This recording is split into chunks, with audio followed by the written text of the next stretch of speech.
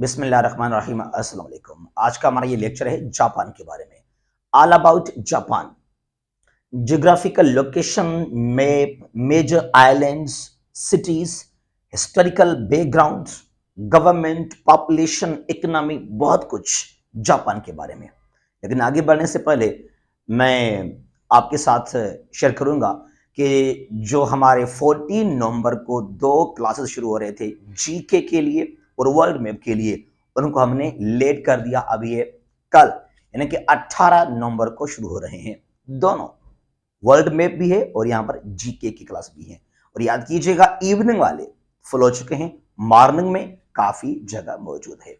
Ji, it is all about Japan GK. East Asia, Japan कहां located है? East Asia में, जिसको हम कहते हैं फार ईस्ट। बात एक ही है, जो तारीख के, हिस्ट्री के कुछ पुराने किताब हैं, बुक्स हैं, अगर उनको पढ़ेंगे तो वहां लिखा होगा फार ईस्ट, ठीक है ना। और इसको आजकल लिखते हैं ईस्ट, क्योंकि एशिया का ये ईस्टर्न साइड है, जहां पर जापान है, मंगोलिया है, चाइना और साउथ नॉर्थ कोरिया, ठीक है। ताइवान भी है, लेकिन ताइवान कोई सॉवरेन कंट्री नहीं है। अच्छा, सवाल यह है कि फार ईस्ट क्यों कहते हैं इसको? क्योंकि ईस्ट मतलब एशिया को हम कहते हैं East, sometimes also Africa, European countries, America, we call them the West, मगरबी दुनिया। तो ईस्ट के हवाले से, एशिया के हवाले से, ये वो कंट्रीज हैं जो काफी दूर हैं यूरोपियन कंट्रीज से। देयरफॉर यूरोपियन कंट्रीज ने, उनके स्कॉलर्स ने कहा इन कंट्रीज को फार ईस्ट, बहुत दूर इलाका, ईस्ट वाला, काफी दूर है ये इसलिए। और जो मिडिल ईस्ट हम कहते हैं, वेस्टर्न एशिया है, टर्की, सऊदी अरेबिया, फिलिपाइनीज, फलस्तीन, जॉर्डन, लीबिया या इराक है, वहां पर सीरिया है, यमन है, सऊदी अरेबिया या UAE, Qatar, Kuwait, we call them Near East, क्योंकि वो काफी क्लोज हैं यूरोपियन कंट्री से, इसलिए, ठीक है। अच्छा, तो ईस्ट एशिया और फार ईस्ट। ओल्ड नाम निहोन या निप्पॉन, बहुत सारे किताब इसको निप्पॉन लिखते हैं, निप्पॉन या Nihon, they both are right. Japan के 5 मेन आइलैंड्स हैं, या 4 मेन हम कह सकते हैं, कभी कभी 5 भी आ जाते हैं वहां पर, ठीक है। वो कौन से हैं? ये यहां पर मैप है जापान का, ये 4 मेन इसके आइलैंड्स हैं, 4 मैं कहूंगा। होकेडो, क्या? होकेडो, ये वाला, जो ये वाला है आइलैंड, जजीरा, ये दैट इज होकेडो। और ये Honshu, the main island, the main land part of Japan, जो मेन इलाका जापान का है वो ये वाला है। ये बहुत बड़ा इलाका, आइलैंड है, इसको कहते हैं होन्शु। ये पूरा क्या है? ये पूरा हो गया होन्शु, सबसे बड़ा जजीरा है जापान का, दैट इज होन्शु। और ये जो स्मॉल है, ये वाला, ये इसका नाम है Shikoku, Shikoku, and this one is called Kyushu. तो ये 4 मेजर आइलैंड्स हैं जापान के। होकेडो बिल्कुल नॉर्दर्न वाला, ये जो है बिल्कुल नॉर्दर्न साइड वाला। होन्शु जो मेजर आइलैंड, जापान का सबसे बड़ा आइलैंड है, ये वाला होन्शु हो गया। It's also called the main land of Japan, main land of Japan. और ये है शिकोको, द स्मॉल वन, और ये है क्यूशो, ये वाला इलाका यहां पर, ठीक है। ओवरऑल जापान जो है, अच्छा यहां पर लिखा मैंने ओकिनावा, ओकिनावा भी 5वां यहां पे लिख लेते हैं। और ये स्मॉल स्मॉल आइलैंड्स हैं, ये वाले, ये स्मॉल, एक आर्किपेलागो अलग सा ये वाला है, स्मॉल स्मॉल वहां मिलेंगे आपको जजीरे, and we call them Okinawa, ठीक है। ओवरऑल जो जापान एक्चुअली है वो एक आर्किपेलागो है, a group of islands, in almost 7000 islands are in Japan, लेकिन लिखते हैं 6850, 6850 आइलैंड्स हैं। कुछ किताब कहते हैं इसको क्या, 7000, ठीक है ना। अच्छा, यहां से आगे चलते हैं। अगर लोकेशन की बात की जाए कि जापान के नॉर्थ में क्या है, या साउथ में क्या है, ईस्ट में क्या है, और वेस्ट में क्या है, ये हो गया ईस्ट, ये वाला क्या इलाका है, ये ईस्ट है, और ये वेस्ट, यहां से ये हो गया नॉर्थ, और यहां से ये हो गया साउथ। अच्छा, यहां पर ये क्या है, सी ऑफ ओखोत्स्क, बड़ा मशहूर सी है सी ऑफ ओखोत्स्क, और ये कहां पर है, बिल्कुल नॉर्थ ऑफ जापान में, बिल्कुल नॉर्थ ऑफ जापान में है सी ऑफ ओखोत्स्क। अच्छा, उसके बाद East China Sea, East China Sea and Philippines Sea, they both are to the East of, sorry South of Japan. ये जापान है, इसके बिल्कुल साउथ में क्या है, साउदर्न साइड में, वहां पर ईस्ट चाइना सी भी है, जो कि बिल्कुल चीन के ईस्ट में है, the part of the Pacific ocean. ठीक है, फिलिपाइनीज भी हिस्सा है पैसिफिक ओशन का। They both are to the east, sorry to the south, south of Japan. और वेस्ट में क्या है, सी ऑफ जापान कहलाता है ये इलाका। यहां पर ये जापान है, वेस्टर्न साइड में यहां पर क्या है, अच्छा जो सी ऑफ जापान है actually that is the part of the Pacific ocean between Japan and Korean peninsula. आगे आएगा साउथ नॉर्थ कोरिया, जो पानी है between Japan and south north Korea, उसको हम कहते हैं Korean peninsula, that what is called sea of Japan. जो सी ऑफ जापान है बिल्कुल वेस्ट में है जापान के, और ईस्ट में कोई सी नहीं है, वहां पर मेन खुद पैसिफिक ओशन आ जाता है। Pacific ring of fire, also called ring of fire, यहां पर वॉल्केनोज बहुत ज्यादा होते हैं और अर्थक्वेक भी यहां आपको मिलेंगे काफी ज्यादा। ये जो पूरा पैसिफिक ओशन है ना, यानी कि eastern part of Asia and Oceania and western part of south north America, अब एशिया में जापान है, साइबेरिया रशिया का इलाका, चाइना आ जाता है, साउथ नॉर्थ कोरिया भी है, या उसके बाद जो है फिलिपाइनीज है, और उसके अलावा इंडोनेशिया आ जाता है। फिर ओशनिया के अंदर बहुत सारे स्मॉल स्मॉल कंट्रीज भी हैं, और इन साउथ अमेरिका वहां पर चिली है, वहां पर बोलिविया है, वहां पर कोलंबिया भी है, और पीरू भी वहां पर शामिल है। इन नॉर्थ अमेरिका वहां पर जो है मैक्सिको है, और सेंट्रल अमेरिकन कंट्रीज भी वहां पर हैं, यूएसए है, आल्सो कनाडा। तो ये सारे जो हैं they call the Pacific ring of fire. ठीक है, अच्छा अगर बात की जाए टोक्यो, सबसे बड़ा शहर है जापान का, largest city, also Japan capital city that is Tokyo. जो और इंपॉर्टेंट या बड़े बड़े मेजर सिटीज हैं वो ये हैं ओसाका, ओसाका, क्यूटो, यहां एग्रीमेंट हुआ था 97 में on global warming in Quito, Yokohama,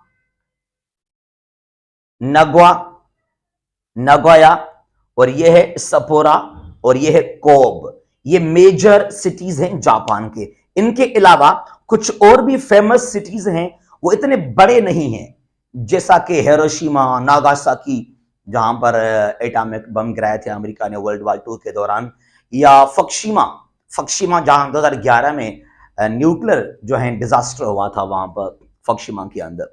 अच्छा, अगर बात की जाए आबादी के लिहाज से, अबाउट पॉपुलेशन, तो जापान की जो आबादी है 2021 के मुताबिक 124 मिलियन, यानी कि 12 करोड़ और 40 लाख, 12 करोड़ 40 लाख पॉपुलेशन है जापान की, और दुनिया का 11th बड़ा कंट्री है इन टर्म्स ऑफ पॉपुलेशन। ठीक हो गया, और बहुत ही डेवलप्ड कंट्री है, बहुत ही स्ट्रांग कंट्री है जापान। अगर बात की जाए इकोनॉमी के बारे में, जीडीपी क्या है, ये जीडीपी 4.3 ट्रिलियन, जो जापान की जीडीपी है नॉमिनल 4.3 ट्रिलियन जीडीपी है, और ये दुनिया का बन जाता है third largest economy after the USA and China. Japan is the world's biggest economy.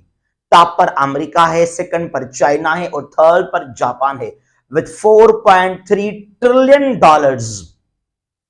क्या जीडीपी है जापान की, स्मॉल कंट्री है जापान, लेकिन because of their industrial development वहां पर हुआ। वर्ल्ड वॉर 2 में तबाह हो गया था, दोबारा किससे स्ट्रांग हो गया जापान, ये वो आपके सामने है। तो 4.3 ट्रिलियन डॉलर्स है जापान की GDP, and it makes Japan the world's third largest economy in the world, behind USA and China.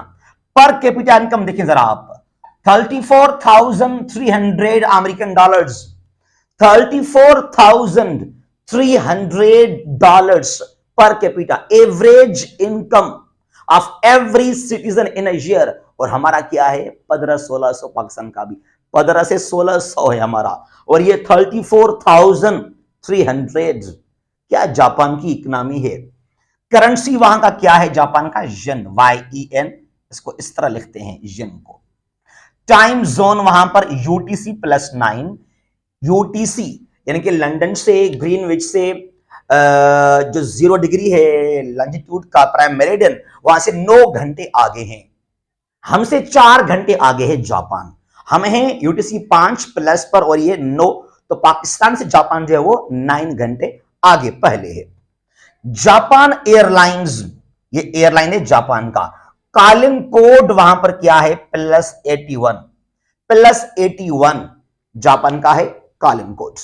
अगर बात करें अबाउट हिस्टोरिकल बैकग्राउंड, तारीखी पस मंजर, वहां पर जापान ने अटैक किया था चाइना के ऊपर 1937 में, याद कीजिएगा 1937 से लेकर 1944 तक, वर्ल्ड वॉर 2 तक।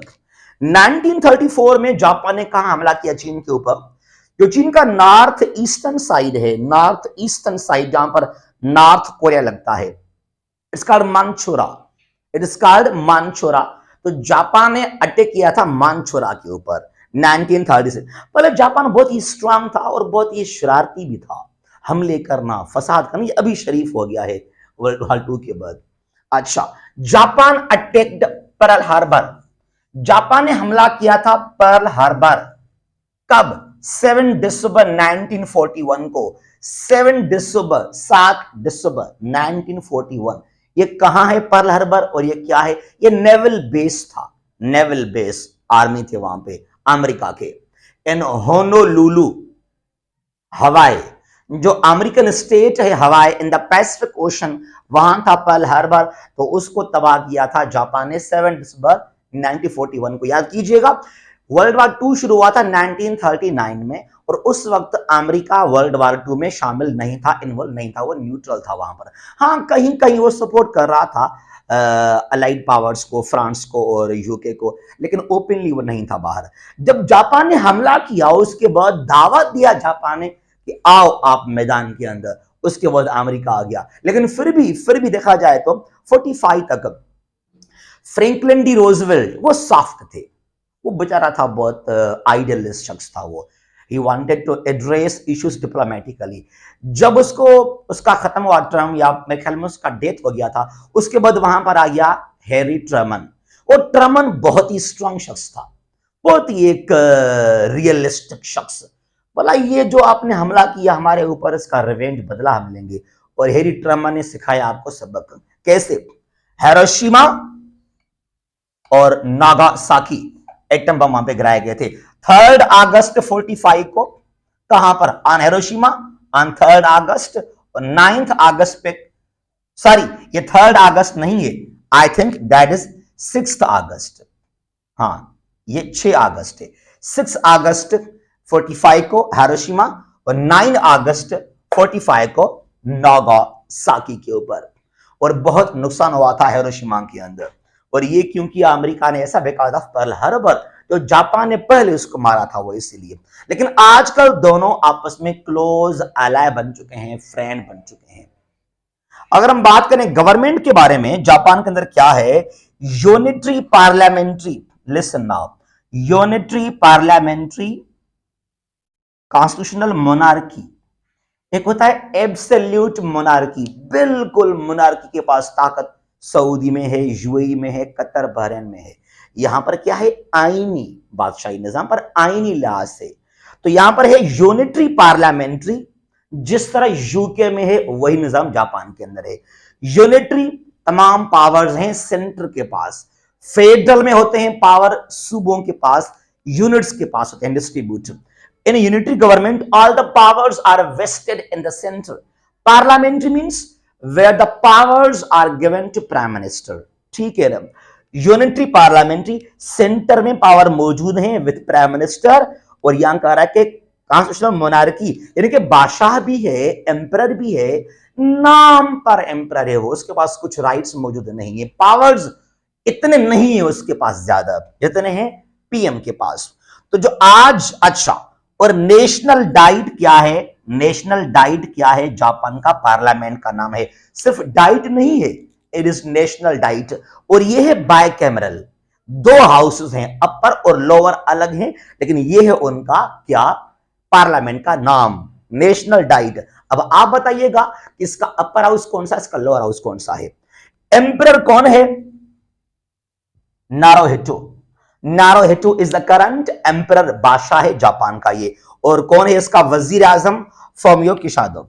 Fumio Kishida is the PM of Japan. तो ये कुछ चीजें हैं जापान के बारे में, और वन पेपर के हवाले से या करंट अफेयर्स के हवाले से या जो आईआर के हवाले से बहुत ही इंपॉर्टेंट है हमारा ये लेक्चर। और जापान एक बिल्कुल क्लोज अलाय है, फ्रेंड है मगरबी दुनिया का आजकल, अमेरिका का, यूरोपियन कंट्रीज का, and it is anti China, ठीक है ना। और देखें आगे चलकर क्या होता है कि क्या जापान, साउथ कोरिया और इंडिया टफ टाइम देंगे चाइना को विद हेल्प ऑफ अमेरिका। तो बहरहाल जिस तरह जापान ने खुद को स्ट्रांग किया, डेवलप किया, जो उसने खुद को री इमर्ज किया after the world war two, that economic development in Japan is called miracle.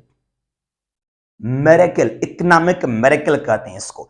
Japan और चीन ने जिस तरह खुद को जल्दी उन्होंने डेवलप किया है ना, and that is known as economic miracle, कि भाई क्या हो गया इनको जल्दी में। तो भाई इन्होंने काफी मेहनत किया, स्ट्रगल किया, एजुकेशन को उन्होंने काफी प्रमोट किया, इंडस्ट्रीज वहां पर हैं, तो इसीलिए वो आगे निकल चुके हैं। ये है आज का हमारा लेक्चर अबाउट जापान। जहां भी है खुश रहें। अल्लाह हाफिज। पाकिस्तान जिंदाबाद।